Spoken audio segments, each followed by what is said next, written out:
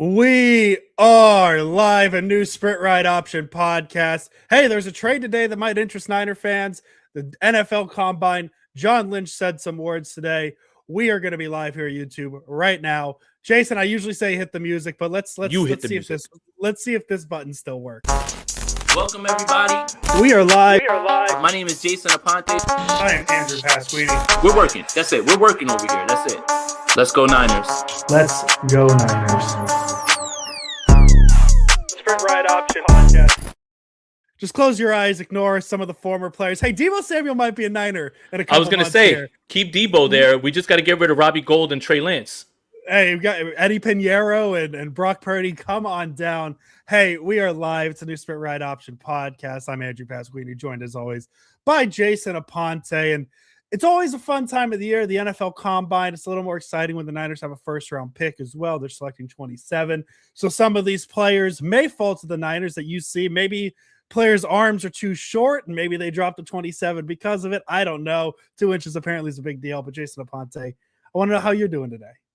I'm good, man. It's good to see you, and it's good to be talking about the Combine and draft stuff, and getting ready to dig into all the tape and everything. And I'm really happy about all that. And it's funny that you mentioned that because Ruben Bain is obviously who you're talking about with the short arms. Yeah, I dare you to pass on him because he has short arms. Like I fucking dare you. Like, please pass on him. And the thing about it is once that came out, the bad PR was so bad that Adam Schefter, who is the agent's mouthpiece for everybody, was literally sending out a tweet. Well, he actually added 2 extra. I'm like, all right, man. Like, if you don't think that Adam Schefter is just working for agents and working for teams and stuff like that, man, then I don't know, because he definitely has an agenda. It's making sure that he keeps his people happy so he can keep those sources. Are we going to talk about a player's agent who might be using Adam Schefter a little bit as well here in a second? Because exactly where I was going with that. John Lynch. We're going to start. So it's going to be a little different in an episode. I have a hard out in about 20 minutes. So Jason and I will be talking normal for Red Option podcast. We're going to talk about John Lynch yesterday. And then I'm going to leave. Jason's going to give you some thoughts on the NFL Combine and everything that's kind of been going on there. But first, let's start with some news tangentially, starting with words that I can't pronounce, that kind of has something to do with the 49ers. The Tennessee Titans and New York Jets agreed to a trade today. T'Vondre Sweat was sent to the Jets in return for Jermaine Johnson. And that name might sound familiar to 49er fans because the Niners were connected to him. Robert Saleh coached him out in New York, maybe wanted to bring him to San Francisco. The Niners did not bring him to San Francisco. He is now a Tennessee Titan. And then a report came out that the Niners offered a 3rd-round pick for Johnson at the trade deadline. Jets wanted a 2nd-round pick. Johnson never ends up a Niner. I guess Robert Saleh ends up getting his man in Tennessee. Jason, I thought it was kind of random that the Titans traded Sweat to be 1,000% off in this. You don't see a lot of 1-for-1 trades anymore in the NFL. There's usually a pick attached. I feel like it's a very quick give up on a guy who Tennessee drafted 2 years ago, but that's the importance of getting your guys in the building. And that's what Robert Saleh is doing here, bringing in Jermaine Johnson to Tennessee. Yeah, and you know what? I think it's less about them giving up, and I think this is one of those particular times where everybody wants to win the trade, but both teams win the trade. The Jets are looking primarily at an edge. They're probably going to take that kid Murphy, who is excellent, and he's probably edge 1 in the draft right now. So how do you do that? You have to bring in a defensive tackle to plug up the line, and then you can move your edge guy. And obviously Robert Saleh is enamored with him, and it was a favor for a favor. No matter what happened with the Jets and Saleh, they certainly did each other a favor. So it's got to do with the way that the Jets are going to be stacking their defense this season, what they're interested in the draft, and then Robert Saleh gets his guy. A true win-win. I really can't believe that 2 teams were able to come to an agreement where it just helps both teams. Yeah, and you look at really what the Jets did last year. It makes sense getting a defensive tackle, replacing Quinnen Williams in that trade with Dallas. So that's a big one. And then, as I said, Robert Saleh gets his guy who he wanted in San Francisco, didn't get it. He had him in New York. It's a good trade. I like it's a very rare, like 1-for-1, as you said. Both sides feel good about it. Addresses a need. I'm curious to see what the Jets do, because I think Arvell. I mean, we're a day into the combine, so a lot of players are going to shoot up. Arvell Reese, man, I'm gonna be hard pressed to pass on him. Is he a linebacker? Is he an edge? Linebacker, edge, maybe a little bit of both. I liked Malachi. I forgot his name. Malachi Lawrence. That'd be pretty nifty. He's not. Yeah, he had a good day today. That's me throwing out there. Maybe drop him to 27 too, but neither here nor there. No, he's gonna be a later pick. Like, you won't have to worry about that. You won't have to worry about it. Maybe drop second round, whatever it may be. But he had an impressive day himself, Jason. But yeah, just a good trade for both sides. I'm curious to see what the Jets do with the second overall pick. And where they can go, whether it's a good year, dare I say it's a good year to need an edge rusher. How about that? There's a lot of edge rushers that are going to be available. I can think of a team that drafts at 27 that really likes edge rushers, especially in the first round. That might take one of these guys, but we'll see. But let's talk Niners football now. Let's talk about some things John Lynch said yesterday, because a lot of topics. But ho, you're missing the part. You're missing the part about this. Why are we bringing this up with Jermaine Johnson and Robert Saleh? Why? Oh, because the Niners offered a third round pick at the trade deadline, which makes sense. But at the same time, it also shows, right? Because there's a lot of people who up in arms. Why didn't the Niners do anything at the trade deadline? And it's one of those things, man. It takes two to tango. Giants fans, San Francisco Giants fans, are very familiar with the idea of kicking tires on trade deadline targets and it never happening. And that's why trades are hard, man. The Niners offered a third round pick, which, I think is pretty valuable, decently valuable. The Jets wanted a second round pick, which is a little more valuable. And sometimes it just doesn't work out. And I think that's what you see here. Obviously, the Titans are in a different spot where they're completely rebuilding. Everything's going to restart. So they are in a position to take a little bit more of a risk and go out there. And like, especially too, I didn't realize, Jason, because obviously when the Niners are in the midst of a 13-4 season and go into the playoffs, you don't really pay attention to draft picks, right? You're like, whatever. The Niners have 7 picks, nothing after round 5. So that second round pick is going to be tough to get rid of. And that's what makes these trades so difficult, is the Niners were comfortable with a third, but not comfortable giving up a second. The Jets weren't willing to part for that price. And now Jermaine Johnson is a Tennessee Titan. And the other thing is if you're, for the people that were worried about, hey, you didn't add anybody at the deadline, what would that have done this season? Jermaine Johnson wasn't going to beat the Seattle Seahawks. So you keep the pick, and I would have been fine with the third round pick if they would have taken it, because you still have a young player under control after that. And the 49ers notoriously have been bad in the third round anyway. But giving up a second round pick, that would have been a little bit rich. And especially when you're thinking now about how the season ended, the people that are upset that they didn't add at the deadline was, what could this season have been if you added? Jermaine Johnson wasn't going to help them beat the Seattle Seahawks. That had really nothing to do with why the 49ers couldn't win that game. So I think it's easy to say now that it was the right move. But I think what 49ers fans should be taking away from this is the 49ers tried. And they were trying. So, like the idea that they were just sitting on their hands, they could have added Keon White, Cleveland Ferrell, and Jermaine Johnson. You would have felt a lot better about that. Mm-hmm. The only problem is that, going through it, it wouldn't have changed the way that this season would have ended. And I don't know how that makes you feel, even if you would have had a young player under, team control next season. Yeah, as I said, trades are always tough. It takes two, like as much as you want to make a third round pick work for a player, the other side has to say yes. Niners ran into that. Of course, it would have been great to add Cleveland Ferrell, Keon White, and Jermaine Johnson at the deadline. Unfortunately, it didn't happen. As I said, I don't think Jermaine Johnson is going to be on special teams to tackle Rashid Shaheed on the opening kickoff against the Seahawks. I don't know how much that's going to change that game. But hey man, Eddie Piñeiro, I still think about the effort Eddie Piñeiro made on that kickoff return. But hey, that's all Jordan James' fault. That's all Jordan James' fault. Yep. But you guys wanted to see him on the field. I blame Jordan Mason. If the Niners had Jordan Mason, that never happens, right? Obviously, being a little sarcastic there, Jason. Yeah. So there's today's news. Obviously, not very often you get a trade this early, and not very often you get a trade 1v1. Niners miss out at Johnson. Saleh happy. Let's talk about a little bit of what John Lynch talked about. We talked about at the top of the episode, Ruben Bain and his arm length and using Adam Schefter to talk about 2 inches and all this stuff. But here's a player that Adam Schefter throws a report out on. I believe it was Monday at this point. that the Niners and Trent Williams are potentially at an impasse, and it could result in the Niners releasing Trent Williams to avoid a big cap hit, which in a vacuum makes sense, right? Like big cap hits are very tough to take, but it's a little unique because Trent Williams, well, yes, he is 38 years old. He's obviously fewer days left than what he's played. By far the best player on the 49ers offensive line, and the Niners can't really go into what's remaining of this offseason without Trent Williams, because if Trent Williams is no longer a 49er, this offseason is going to look completely different. The needs are going to be completely different, and it might be panic time for the 49ers. But as the Niners like to reassure you, Jason, everything is fine. Don't worry about it. John Lynch says yesterday, I think we're on the right track. Trent loves being a Niner. We love having Trent as a Niner, and it's up to us to figure out that and to thread that needle. There are some unique circumstances. I think we're all on the same page and feel very positive about where it's going. I'm not worried about Trent Williams. I think Trent Williams is going to be a 49er in 2026. 2027 is another comment. Hey, might sign a 2-year deal. That's what the rumor is, but we'll see what that ends up being.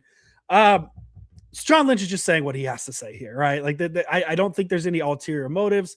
Although I will say this: how many times have we seen the Niners say something along the lines of, "We're working on something, we're feeling very positive," and then it results in, I don't know, Deebo Samuel waiting until August to sign an extension, Brandon Ayuk waiting until August to sign an extension. It led to Kyle Juszczyk. Remember when Kyle Juszczyk was a free agent last year?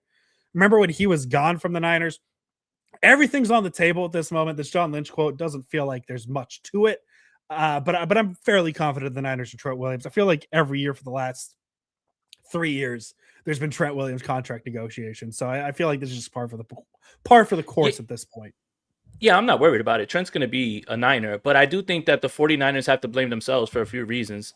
One, you kind of just hope that this Trent Williams thing goes away when he retires, and you would have thought he would have retired by now. Oh, joke's on you. He's still one of the top left tackles in football. Now, can you blame Trent Williams for looking around that offensive line room and saying, man, they need me very badly because, one, I'm very good, and two, who's the guy behind me? So you got to blame the 49ers a little bit. You've waited so long to try to address this, to address this offensive line thing. The elephant in the room has been, when is Trent Williams going to retire? Who's going to be the replacement? You haven't done anything to try to find that person. And Trent knows it. And I don't blame Trent, because the same way that everybody's like, oh, he's being greedy or whatever it is. First of all, he's one of the best in the league. Second of all, when this league and this team and teams are done with you, they chew you up and spit you out and they get rid of you and kick you out on the street. I have no problem when a player who has been one of the best, if not the best players in the history of his position wants to get paid, because the way the NFL teams treat players, man, I'm always going to be pro player, especially when you're somebody that's good. Now, you have to wonder about this is, when's the drop-off going to come? But we've been saying that year after year after year. And what's funny is Trent bet on himself this season. He went through the entire training camp. He didn't miss a beat. He missed one game, which was the Seattle game. He almost played a 17-game season for the first time in a while. But the 49ers have nobody to blame but themselves, because they have no contingency plan. Trent knows this, and Trent's played well. They kind of just hoped that this would go away with Trent retiring. Why should Trent retire when he's still playing this well? Yeah, and again, he has all the leverage, because right now, who is it? Austin Pleasance, is he your starting left tackle? And it's not like the Niners are in a prime draft position to find a left tackle. I mean, you look at last year's and who the top guys were in Will Campbell, and kind of see what happened with him and all that. And then who's the Jets drafted him, the left tackle that Membu. Membu ended up being pretty good. He's good. But then after that, it's Simmons, who kind of had a weird year in Kansas City. I think he's good. And I think he's good too. Just kind of a weird situation around him, with him missing some time. But 27, you're not going to find a left tackle that's going to revolutionize the team, and you're especially not going to find anybody who can be in the same ballpark as Trent Williams. Trent Williams, don't know if you know this, Jason, he's been around. He's been around this league for quite a long time. And he knows the situation he's in. He knows he has all the leverage. The Schefter tweet, I think that was just putting pressure on the Niners, because Niners like to negotiate through the media too, and we've seen it so many times. And so that's I'm very curious to see how it plays out. I think it ends up the only really interesting thing I see in this is people talking about a 2-year extension, which would mean I would assume Trent Williams is planning to play at least 2 more seasons, which, depending how he does in 2026, is a good thing for the 49ers, right? Like there's been some off games. I think there's been some off games with Trent Williams here and there, but there's still more good games than off games for him. Off games for him, exactly. And I don't think we're really at a point where we're worried about a 38-year-old Trent Williams. I think he's going to be the Niners' best offensive lineman for sure, whether he's 38, 39, 40 for the next couple of years. So we'll see where that leads. Kind of put a pin in it. Very curious to see where it goes. Another player who is a free agent, Jawan Jennings, a popular name with Niner fans. Quote, we'll continue to go down that path and we'll continue to look outside and see who may be available. But Jawan's a fantastic player. You guys know how we feel about him. Really a lot of pride in drafting a guy like him in the 7th round. I've kind of gone back and forth on Jawan Jennings. I think he's going to hit free agency. I think he's going to get a contract the Niners aren't going to be able to match. And the Niners are in a unique spot at wide receiver because I mentioned it, NinersNation.com. I wrote a little thing about Alec Pierce. 2 years ago, the Niners were set at receiver. Brandon Ayuk, Deebo Samuel, both coming off extensions, both coming off pretty good seasons. You felt pretty good. They have Jawan Jennings as the 3rd. Ricky Pearsall gets drafted. You kind of feel good about the group. Now it feels like we're at a complete teardown point where the only receiver you could really semi-trust going into 2026 is Ricky Pearsall. And injuries, and exactly, injuries are a concern with him. And so how do you handle Jawan Jennings? I don't think he's shown, because the Niners, they need a number 1 guy. Like, I think that's what it comes down to. How you find that, I don't know. I still am holding out hope that the Justin Jefferson thing happens. That's not going to happen at this point. It's really fun to imagine it, though, Jason. Like, just close your eyes. Think about Justin Jefferson as a Niners. Just think about it. I've done it all. You can't get rid of Justin Jefferson when Anthony Richardson needs a number 1 target. Exactly. I like that. But it's tough because I think there's going to be a team out there that's going to give Jawan Jennings closer to number 1 receiver money. And I think the Niners kind of know who he is at this point. He's not going to be a number 1 guy. He's not going to be a huge, and I got to be careful saying this because, like, obviously he had a lot of touchdowns last year. He's a good receiver, but a team is going to pay him more than his talent level is, I guess, is the best. And that's the point of free agency. That's the whole thing with wide receivers. That's the reason that we look around and we're like, why the hell is Christian Kirk making so much money? Wide receiver 2s get wide receiver 1 money. That's why you can wave bye-bye to Alec Pierce. There's no shot the 49ers are going to match anything that Alec Pierce has. And they're going to throw, like, someone's going to throw an enormous bag at him. I think the guy that we're kind of like losing sight of, if you're talking about wide receivers, is, man, everybody's talking about Alec Pierce. If you can spring yourself Michael Pittman, I feel really good about that, because Michael Pittman could be a turbo Jawan Jennings, right? So I like the idea of that, but the thing is this entire wide receiver room is going to be completely different than what you've seen. If the 49ers think that they're going to roll into next season with Ricky Pearsall, Demarcus Robinson, drafting somebody else, Jordan Watkins, Jacob Cowing, you got to get off the drugs, okay? Yeah. The thing is this. I know for a fact that the 49ers are going to have to draft 2 receivers or sign a receiver or sign a receiver as well too, because the way that Lynch was talking, like, it just sounds like wide receiver. They know like that they have to do something about it, because so much of the issues with Seattle and how you're going to catch Seattle is you have to have guys who can actually get themselves open and spring themselves open. So this wide receiver room is going to look completely different. And if it doesn't, then the 49ers, you might as well just kiss the season goodbye, because there's going to be no, like, what are you going to do? Like, we'll be back with Kendrick Bourne again and really be like, no disrespect to him. I think he had a fine season, but I think, they've got to revamp this entire room. I think that's the weakest room in their building, and I don't even think it's particularly close. Yeah. Oh yeah. And that's the thing. Like, I see a lot of people talking about, like, edge, Max Crosby, and I think the Niners got to put the money into receiver at this point, because it's just, you don't have because, like, Nick Bosa, like, if you end up getting like a Draymond Jones, who he's on my mind right now because I'm writing a Niners Nation article about him.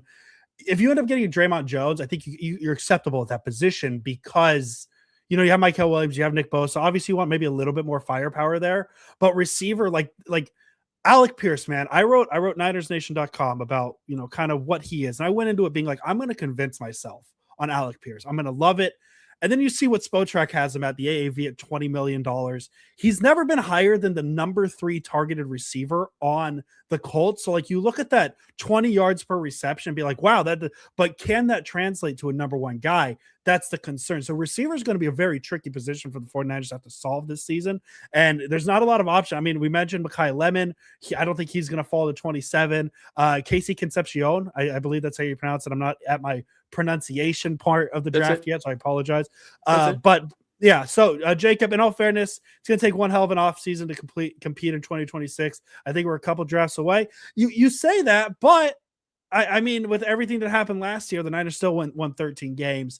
And I know obviously this offseason is going to be a little different than last offseason. So I'm very curious. Third place schedule this year. Third place schedule, Mexico, Australia. What are we doing? Mars. Okay.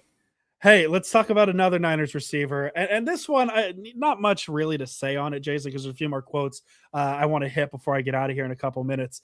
This is on 49ers talk. The BA situation, Brandon Ayuk, it's really sad, Lynch said. I always look at myself. I look insular. I point the finger back at myself. What could we have done better to help the situation?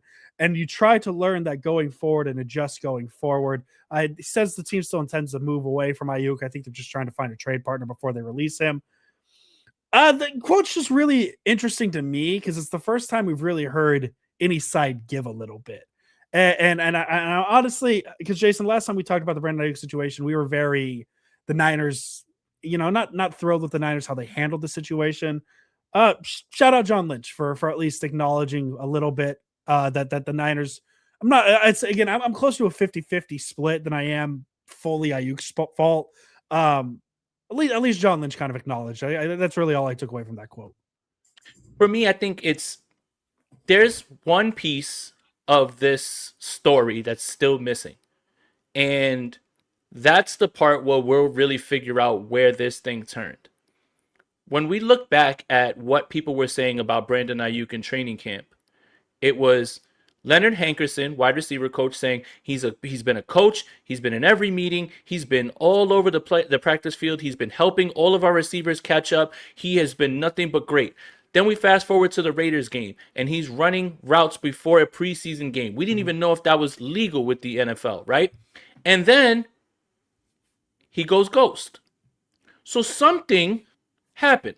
Now, when I say something happened, I don't mean I know John Lynch and the Niners did something, or I know that Brandon Ayuk did something. Something happened. Someone did something. And no one is telling us what. Yeah. Something happened. It's either Brandon Ayuk did something and said something that was completely out of pocket, or did something that was completely out of the organization. Like they let him know, like we don't rock with that. Or the 49ers did something completely out of pocket. Do I know which of the two it is? I don't. But something happened. And acting like all of these things that they were saying that was happening, now all of a sudden it was just like, yeah, well, he just stopped showing up. Listen, I've ghosted women before when things were going great. Things were going awesome. Like, I've gone on vacation with women and then come back and then just been like, never called them again after that. Like, I've literally done that. But in a football context, how is that possible? And if it is, then I don't know what to say about Brandon Ayuk and his state of mind. But something happened. I don't know if the Niners did something. I don't know if he did something. But the idea that the things can go from so positive to literally everyone praising him to, oh, he just ghosted us and went away, and this is something we've never seen.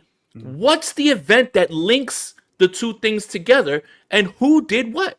I don't think we'll ever get an answer, but the idea that it was just, hey, Brandon Ayuk just stopped showing up and it was his decision. No. Something happened. He did something, you did something. Do I know who? No, but somebody did something, and stop lying about that. Yeah, no, it's just interesting that at least Lynch acknowledged that the Niners may have been at fault for something, just something small. Let's see here. Dieter Kurtenbach, you have him on every so often.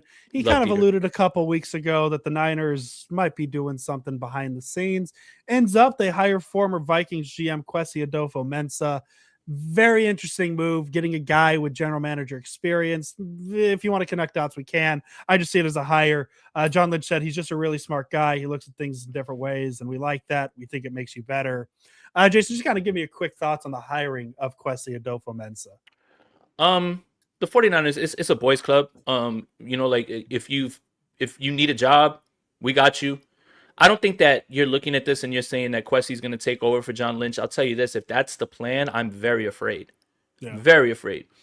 You have to remember, too, the way the 49ers have drafted before all these guys get promoted, besides Adam Peters, who's literally the person who makes all the right picks and everything, even though Washington has been drafting like dog shit besides Jaden Daniels for whatever reason, and they're like the oldest team. But hey, Adam Peters did everything right. It was a brain trust of a bunch of people. There was a lot of cooks in the kitchen, right? So there's players that you can look at and that Kyle overruled, right? Whoever the quarterback at 3 was, that's Kyle's pick because it was for him to get his guy. You swing and you miss on that. You look at the wide receivers, Brandon Ayuk, Ricky Pearsall. Those are Kyle's guys. Like he wanted Dante Pettis. Those are Kyle's guys. Other than that, we don't know who's really pushing the button on some of these picks. Now, we can read the tea leaves and say Adam Peters wanted Javon Kinlaw because he brings him right in as soon as he gets a chance, and he's bringing in all the people from the 49ers that Drake Jackson, who wanted Drake Jackson. Was it you, Adam Peters? Because why do you want him back? But it's about really like understanding that he's just a part of the process, and they're giving him a job and they're helping him out. If Kwesi is the guy, 49er fans, I don't want you to go look at Minnesota's drafts.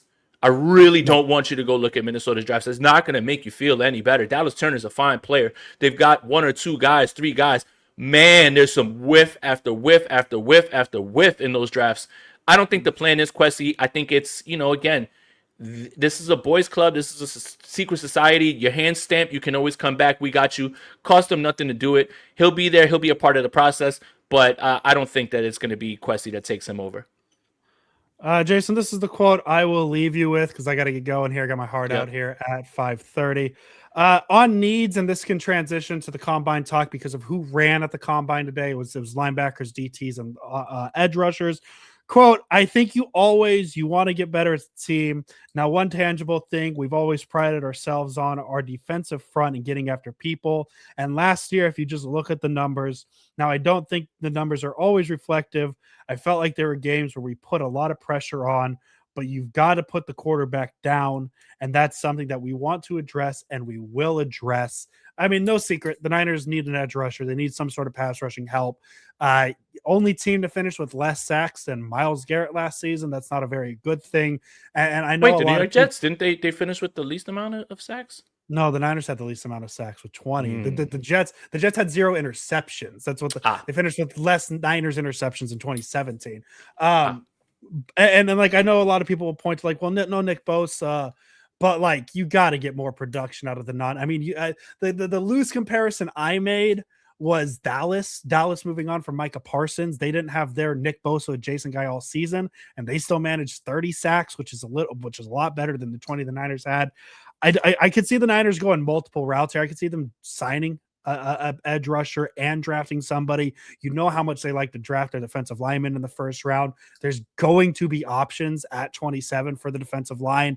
I wouldn't be surprised if we see the Niners go that way. But John Lynch saying as much, the Niners are going to be looking at defensive ends. And Jason, that's where I'm going to leave you because I got to go. I appreciate you. It's always been fun talking to you. Give me just one, as always, just so, continue. Let's go Niners. Thank you. I appreciate it, guys. Appreciate it. Thank you very much for joining us. I'm going to let Jason take over, talk about some combine stuff, and I will see you guys next time we're live. Thank you, Jason. Appreciate it. So, yeah, I mean, the 49ers obviously are going to double up at the position. Edge, defensive tackle, all of those things. You need it. I mean, when you look around, you're looking at West, you're looking at Collins, you're hoping they take those jumps. You're looking at Michael, you hope he takes that jump. Nick Bosa, Keon White, Bryce Huff, these are the guys that you're going to be really leaning on next season. But, you're looking at the future, right? Like Keon White, somebody who you were able to grab, and you have team control of, and that's good and everything. Unfortunately, he gets shot. He should be ready for training camp and everything. But, yeah, obviously the 49ers are going to be back at, defensive line. Like, I don't think that changes. Now, who could it be and who's really, really impressive? Like Malachi Lawrence, Andrew brought him up. And, we know that Brad Graham is a big Brian Burns guy. He matches all basically the physicality and everything of Brian Burns. Now, will that translate to the NFL? No, but he did have a very good day today. He is somebody that you could probably try and take a shot on later on. You won't even have to really get that far. Who else I'm interested in? TJ Parker from Clemson, I think, is somebody that needs to be in the mix as well too. Obviously, David Bailey's not going to be in the mix at all because I think he goes number 2 to the New York Jets. That's why they made that trade today. I think that there's a lot of other guys that you're going to be looking at. I loved Zane Durant today. I think he looked very good as well too. Man, he was moving. That's a big boy at DT. And I think the other thing too that we have to start thinking about is if with Michael, you have that flexibility of having him inside and outside. So with Michael, like it doesn't put you in a box of like, well, we don't need edge because we have Michael, or we don't need defensive tackle because we have Michael. I don't think that those things correlate. I think you need both. And I think the whole idea of Michael is to be able to be flexible in that way. When the 49ers were dreaming up their NASCAR package this year, it was supposed to be, Yetur Gross-Matos and Huff and Michael and Bosa. And for the first 2 weeks, I don't think that Yetur played that much, but it looked good right early on, right? Like the 49ers ended 2 games with strip sacks and sacks at the end of the game. That's how you close games out. But Michael's a part of that, and that doesn't preclude them from going after edge or doubling up at edge or doubling up at defensive tackle. Like it really doesn't. Like the 49ers are in a spot where they need everything, every single thing on the defensive line. Like, again, you hope Collins and West take a jump. You hope Michael can bounce back and become that guy that you wanted when you took him at pick 11. You obviously have Bosa back. But then after that, Huff is going to be your situational guy again. Keon White, where does he fit in? You still defensive line, Evan Anderson and, Sammy O and those type of guys are going to be there, but you still have to prepare for the future. I think a lot of what the 49ers are doing now is probably future proofing themselves. And if they have a season where they had with all the injuries and everything, they have guys that they feel like they can fall back on as opposed to going to the bargain bin or, heading out and going to, waivers or something like that, or having to make the trade or anything like that. Like it right now, the 49ers are still going to be dead set on that. And I think that's what Andrew was talking about. And we're looking at some of the 10-yard splits. I think that's what you really want to focus on as opposed to the 40-yard splits. 40-yard splits really don't matter when it comes to edges because ideally you don't want them running 40 yards. Same thing goes with DTs. You want to make sure that you see them in a spot. Do they have that burst? Zane Durant, 166 10-yard split for a defensive tackle. That's very good. TJ Parker, 161. He actually graded better than David Bailey, who was at 162, 10-yard split. And, Malachi Lawrence, 159. Like, that is literally what you're looking for. And he could be had a little bit later. Now, does that boost his stock a little bit? I don't know. But I'm starting to come around on him. Just give me 1 second. Let me answer this text. But I'm starting to come around on him as well, too. And I think for now, it's really in a spot where the 49ers have to be that way. Now, when he says edge and you're talking about what John Lynch said, edge and wide receiver. That's what the 49ers have to be focused on. Like, you can't get mad at the 49ers for taking someone at 27 at wide receiver when we're talking about the potential of it being Ricky Pearsall and Demarcus Robinson and, and Jacob Cowing and Jordan Watkins. And we don't even know Jordan Watkins is good. We don't even know Jacob Cowing is a person.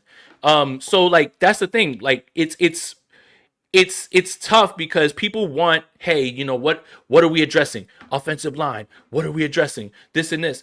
Well, you can't be mad when the 49ers would take a wide receiver at 27 because they absolutely need it. Now, who is it? Hold on. Let me send this out. I'm going to get somebody on here to come talk with me so I don't have to yap by myself, which is really good. But you are in a spot where you have to put yourself in a spot where you're like, hey, we have a guy wide receiver wise that we can bank on. Like, I love Ricky Pearsall, man. I think the world of him. But the 49ers absolutely have to address 2 times, at least in this draft, and a free agent with a wide receiver. Like, you just have to. Otherwise, you're absolutely back in the same spot. You're absolutely in a spot where you're asking Kendrick Bourne to come back, or you might have to overpay Jawan Jennings and just like all right. The other thing is too, and I know you guys don't want to hear this. I think it's like way more than 75%, a 75% chance that that Deebo Samuel is back on his team. And I know you guys don't want to hear that. But I certainly have a feeling just because of what that whole line about what is it that Lynch said? Familiarity and oh, we guys in our building and stuff like that. Look, I understand what you guys are talking about. I get why you don't want him. I get that. But he is still he is still the like reliable at least. Like they understand that part. Now is he the guy that he was? Obviously not, but I mean I'm just saying like it's the 49ers have to do a lot here at this position. And I think what John Lynch was doing when he was talking about the two positions is they're the two that they really need to address, whether it's free agency, whether it's in the draft. And, Casey Concepcion, I understand everybody is, you know, he's Debo. Um, I'm tired of that comparison. I mean, I think he plays similarly, like in terms of route running and he has like a punt returner mindset. That's fine. I don't know if Kyle's offense necessarily needs that. I think if Ricky Pearsall was far more reliable in terms of like that you can set your watch to his route running and his reliability, then maybe. For me, like if you're gonna go with a player like that, just wait a little bit longer and see if you can get Omar Cooper from Indiana. Yes, I'm an Indiana Hoosiers fan, but I think he absolutely is he absolutely is somebody who I think is better than Concepcion in terms of the way he runs routes, the way that he wins, and all that stuff. And look, I've got a guest and somebody who wants to talk football with me. Rob Stats Guerrero, what's up, buddy? Jay, thanks for having me. Hey man, I appreciate the quick reach out and join because I would have been yapping, but we were literally just talking about what the 49ers would do and how they're going to, build this team. And we were talking about what John Lynch kept mentioning. He kept mentioning edge. He kept mentioning wide receiver. I think that's really where the 49ers are going to focus their entire draft. I think this entire time, like you're going to see two of each or something in that range or somebody else with in free agency as well too, just because you don't have reliable options. You have hopefuls and you have things that you want. Like you want Collins and West to be great at defensive line. You want Michael Williams to be the good edge. But what's good, and this is where I'll toss it to you, is Michael Williams isn't primarily an edge, so that doesn't stop you from going after edge. You can really start to move him around and get him involved that way. So I really think that that's where they're going to go because he was so adamant about those two positions. And that was always the plan for Mike Hall. I mean, they never really made a secret of that. They always wanted to move him around. You saw him moving around the inside of the defensive line in certain situations. It was not like a Bosa situation where it was just, hey, line up on the edge and go kick ass. They always admired Mike Williams' versatility. And I think it's clearly an area where they feel like they need to improve. It was pathetic watching them try and rush the passer last year. It was pathetic.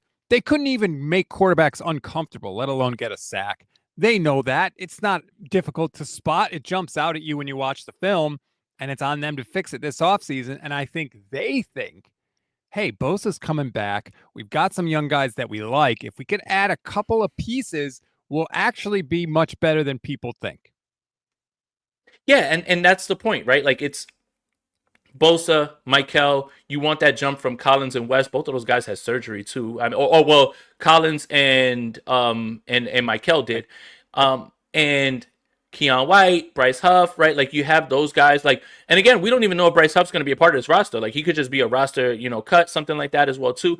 So like just looking through this, and I think I'm gonna turn it back to this because I want to get your thoughts on this. We started the show talking about the Jermaine Johnson trade and why it's relevant to the 49ers.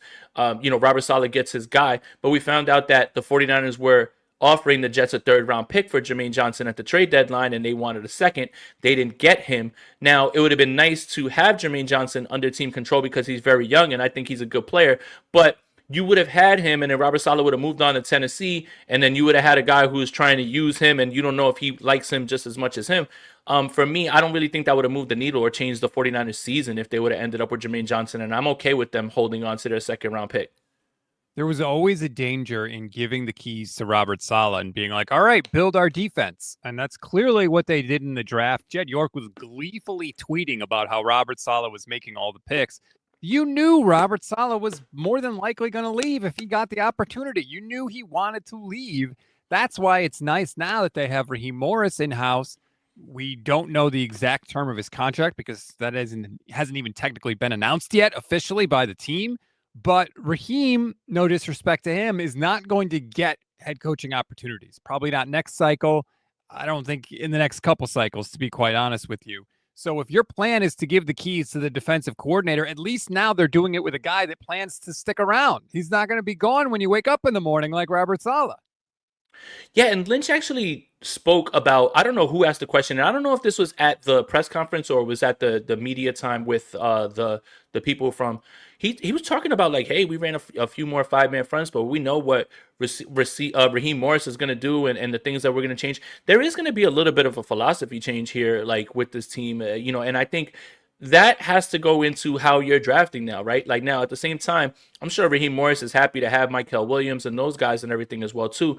But now the draft kind of slants away from whatever it is that you did last year with under Robert Saleh, and now what you're trying to do now with Raheem Morris. It's not going to be an overhaul of the scheme, but it's definitely not going to be run exactly the same. Like I would definitely expect more blitzes. I would expect more man looks, and how does that affect Renardo Green, who all of a sudden now has popped up as like an 80% chance of getting traded? Like, I don't know where that came from and who, and how that's possible or anything like that. But I do think he was a little miscast as a zone coverage guy.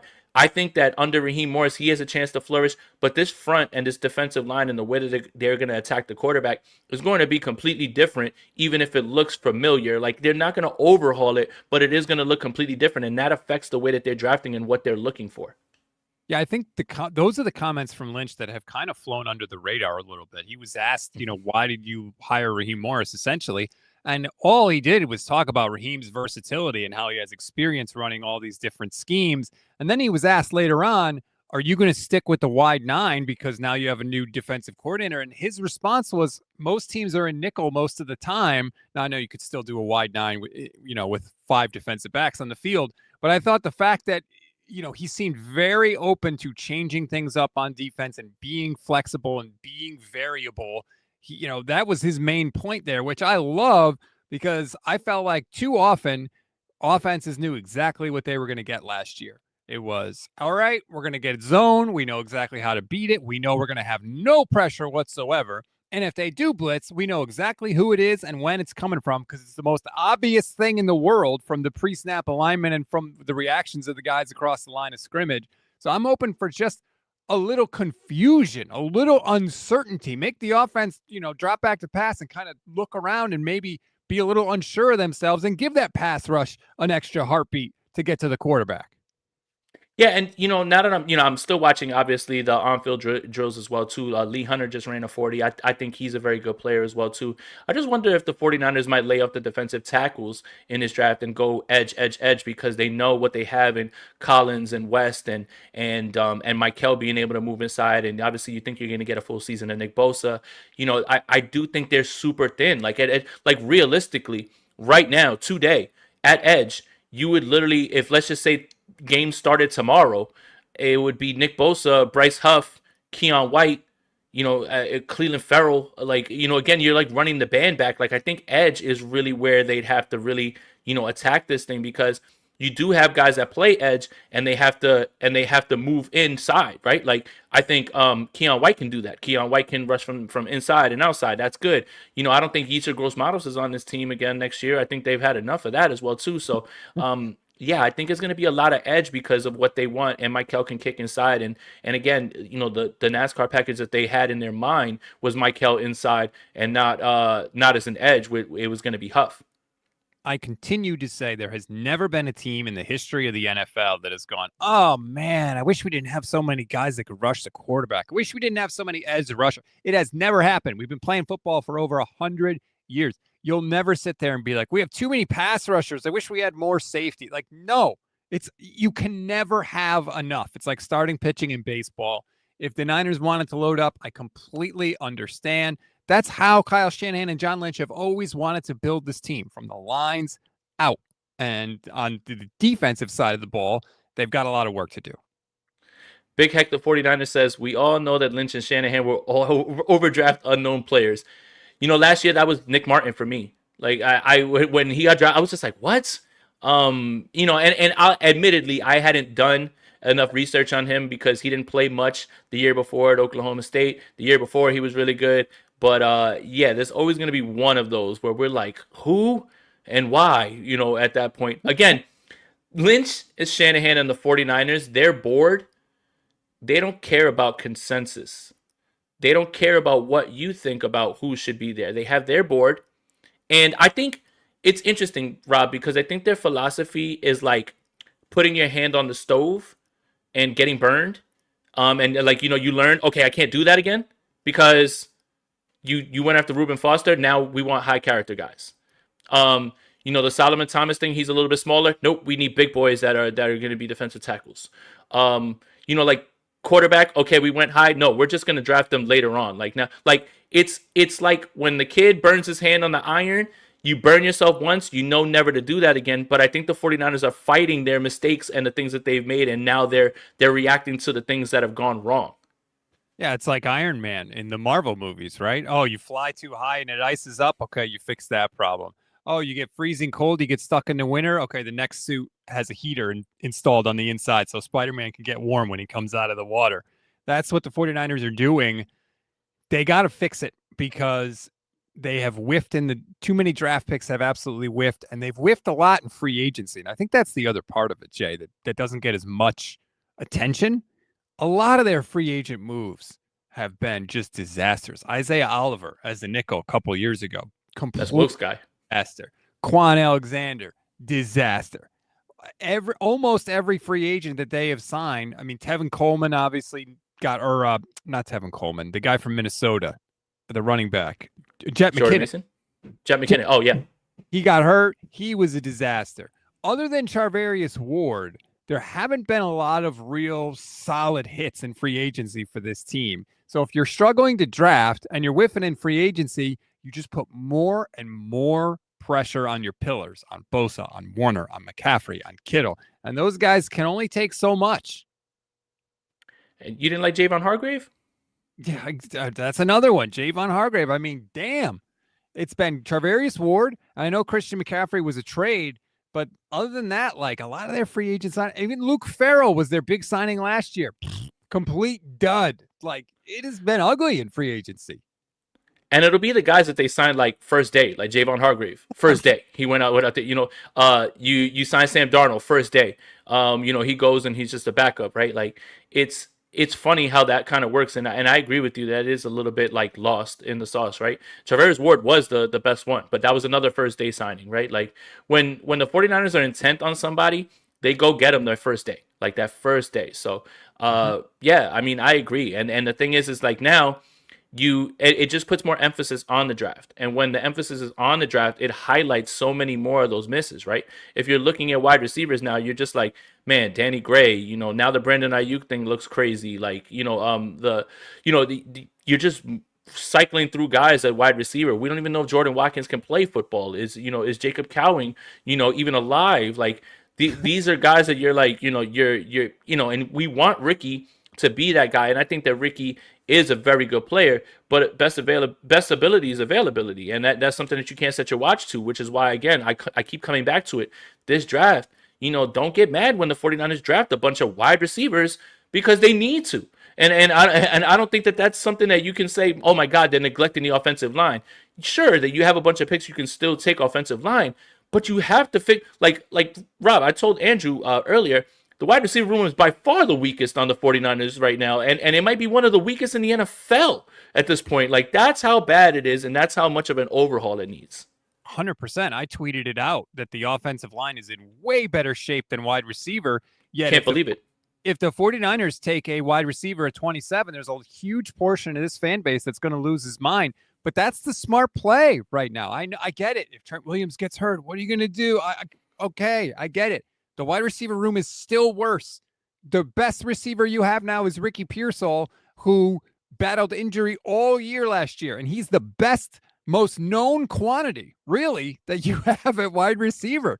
It wasn't supposed to be this way. They had Debo. They had Ayuk. They thought Pearsall was going to be able to be a number 2. And they drafted those 2 other guys, probably hoping one would emerge as sort of somebody that could be dependable. And it hasn't played out that way at all. This is as bad a wide receiver room as they have ever had under Kyle Shanahan. you got about like 10 minutes, right? You said? Yeah. Okay. I wanted to cycle through something with you because I wrote something for Niners Nation about past trades that have with quarterbacks and what other teams have netted as far as compensation, and I'm going to tie it back to Mac Jones, right? I think that's something that we should still be exploring because I think it's still on the table for draft day, and I would be more excited about a Mac Jones trade before the draft and adding a valuable pick, but I wanted to go through some of these, and I wanted to give a little bit of context. Geno to the Raiders was a 2025 third-round pick. That's a third-round pick, and it was a top 100 pick. It was pick 92. That's a valuable pick. That is a very valuable pick. Now, say what you want about the 49ers in the third round. That's fine. But a top 100 pick for a 35-year-old quarterback who was playing the best football of his life, and then, they sold high, that's very good return, right? Okay. Carson Wentz to Indianapolis in 2021. Now, Carson Wentz, remember, MVP, blows out his knee, Nick Foles wins the Super Bowl, he gets the statue, his career starts falling off. Indianapolis was essentially trading for Carson Wentz in an attempt to fix him. There was no like, oh, we're getting Carson Wentz, we're fine. They were hoping and wishing on a star that Carson Wentz was going to turn back into that guy, and they were going to. This is what they netted. 2021 third-round pick and a conditional 2022 second-round pick ended up being a first-round pick. That's what they got. That's what Indianapolis sent for Carson Wentz in the hopes that they would save him. Okay. Sam Darnold to Carolina when he was 23 years old. A 2021 sixth, a 2022 second, and fourth. Now remember, Sam Darnold, before he went to Carolina, everyone had given up on him. He was Right. But there was still the idea of he's 23, he's still physically gifted. We can fix him. Carolina gave all that up and let him walk the next year. The next year, they got nothing. And then this one is the one that I think is really going to, make your ears go up. Jimmy Garoppolo to the San Francisco 49ers. He had 5 starts with the New England Patriots. Won all of them. 2018 second-round pick the 49ers sent. Rob, the 49ers should be at least starting with a second-round pick for Mac Jones, who is far more proven than Jimmy Garoppolo was at that time in his career, who is far less risky than Carson Wentz was at that point in his career, who has done more than Sam Darnold did at his career, even though Darnold had, I guess, the higher ceiling and the better physical traits. And then he's better than Geno Smith. The 49ers absolutely need to look at all of these things and start at a second. If you walk away with a third, I would be not ready to budge, because if he leaves next year for a third, you get a third, right? Like when he goes and he signs somewhere. But the 49ers can absolutely net a second if I'm telling you about all these guys and giving you that context. That was exactly what I said from the beginning. I looked at that Darnold deal to Carolina. Sam Darnold wasn't just not good. He was horrible coming off his Jets tenure. And they got 3 picks for him, including a second-round pick. Now, it was a second-round pick a year later, but still, 3 picks is 3 picks. The Geno Smith thing you just mentioned, Mac is younger and cheaper, way cheaper. And better. The Jimmy Garoppolo thing, you're right. Mac is more proven than Jimmy Garoppolo. It's why I've always maintained that they should be able to get a second-round pick for Mac Jones. And then you throw on top of it the available options that are out there. Malik Willis is the best free agent quarterback that is out there. You want to talk about unproven guys. Malik Willis is as unproven as you could get, okay? He's a Cardinal. There are quarterbacks you could trade for. You could trade for Kyler. You could trade for Tua, but they ain't cheap. You could trade for Derek Carr. He apparently wants to come back out of retirement. Because he sees how thin it is out there. He's like, you know what? I'm going to cash in on somebody's desperation. Yeah, I'm just like, I know that there's a lot of people out there saying that they don't think they can get that. Dieter Kurtenbach said on Dieter and Hutch that the Niners asking price is a second and a player, which I think is pretty reasonable. I'm sure, you start at a second and a player. If you settle on either one of those things, I think they'd be happy. I think that's a completely reasonable ask by the 49ers. And I think somebody's going to do it. I really do. Yeah, and the only reason I'm stopping myself now with the Minnesota thing, because Minnesota was very interested in Mac Jones last season. The only reason that I'm stopping myself there is because he's going to be a Viking, and they're going to have McCarthy and they're going to have Richardson battle it out, and they're going to send a 5th or 6th round pick. Remember, the 49ers, when they traded Trey Lance, they got a 4th round pick from Dallas, right? Right. So that's the thing, is like, I don't think Minnesota is going to say, we'll give you a 4th or give a 5th or a 6th or whatever. And they will try to, see what he has, right? Like, but the problem is with the Minnesota thing is I do think that that's where they're going, like 100%. Like there is, mutual interest and everybody's in Indianapolis right now and they're talking or whatever. But the problem is Minnesota needs to win this season. They need to win this season. Like they can't mess around because they already messed around with last season and they were in win now mode. They brought in Payne, they brought in Hargrave, they signed all those guys. They had won 14 games before. Like letting Darnold walk now has put you in a position where you have to prove yourself as an organization. There's a good chance if you bring in Anthony Richardson that neither McCarthy or Richardson is the answer. And then you've got just two guys who aren't the answer, right? So who's the certainty? Mac Jones can absolutely be better than both those guys in operating the offense. Now, the risk reward factor is the part where, you start to say, hey, listen, we sent a 6th-round pick for Richardson. We're banking on him. I know Kevin O'Connell loves him. If they're able to get his physical gifts to the forefront, then that's a steal for a little bit of money, but it's a high risk deal. And that's the only reason that I'm thinking that Minnesota might be off the board, because they might just try and roll the dice that way, which I don't know, man. I wouldn't if my job was on the line. Well, and not only is Anthony Richardson a complete unknown from can he play the game from the neck down and from the neck up, quite frankly, and I don't mean that in a disrespectful way. I mean that in a way that he was incredibly inexperienced coming out of college. I think he only had 13 starts or something like that in college, and he hasn't played in the NFL because physically he has not held up. He played 4 games his rookie year. He played 11 games in 2024, and he played 2 games last season. So from a health standpoint, he's a risk. So you got to get a lot of 7s to come up on those dice with Anthony Richardson. You got to hope, number 1, he stays on the field first and foremost. And number 2, if he does, he's suddenly able to put it together in a way that, frankly, he never has to this point. And the way that he certainly has, or hasn't, I should say, to the degree that Mac Jones has since Mac has been in the NFL. And the thing is, too, is with Richardson, like Kevin O'Connell would have to tailor this offense to him and change what they want to do. And they want to throw the football accurately in between the seams, right? Like up the field. Like he has a cannon, but JJ McCarthy, who doesn't have the arm that he has and it was supposed to be far more accurate, he couldn't throw it in the ocean.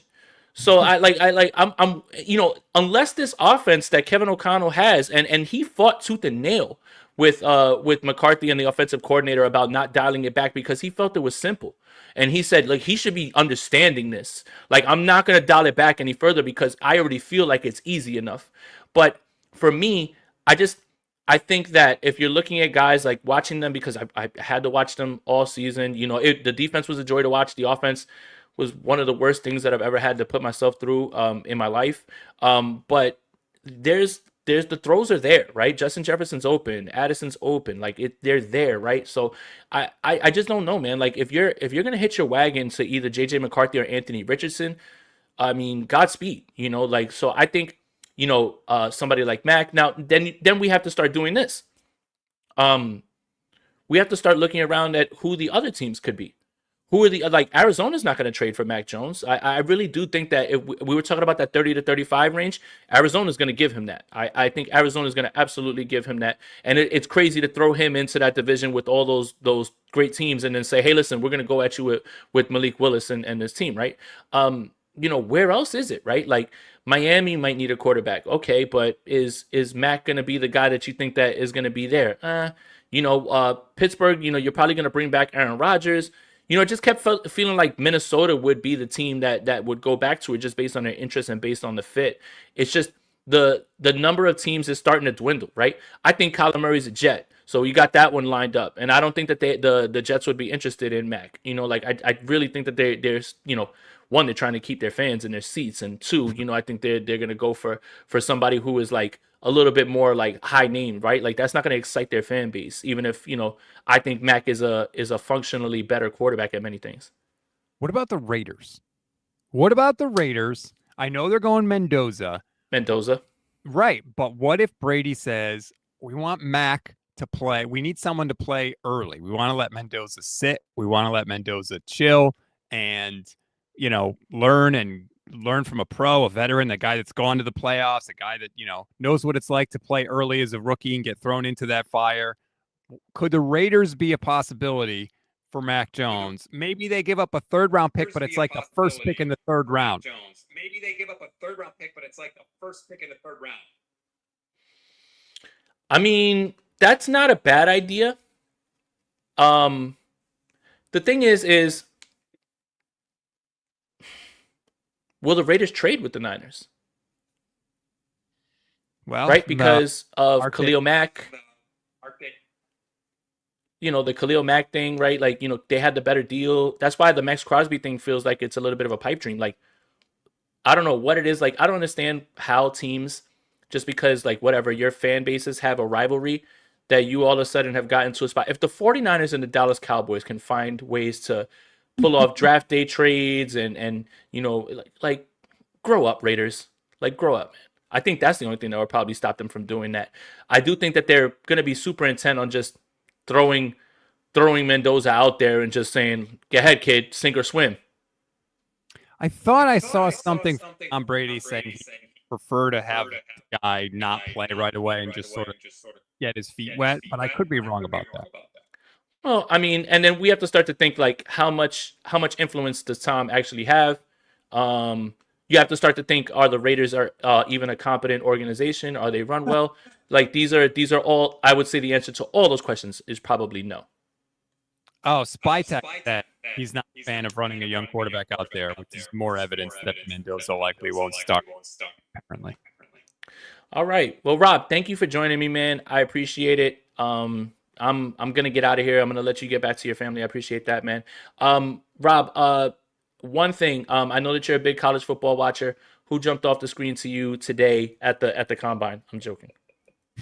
I was going to say, oh my God, he's putting me on the spot. I never watched college football. I was like, did the tight ends go today? No, that's not today, you fool. It was linebackers and defensive linemen today. I don't know, man. Hopefully somebody at the 49ers take. Rob, I appreciate you, man. Tell everybody where to get all our stuff at Gold Standard, and tell everybody about the shop, man.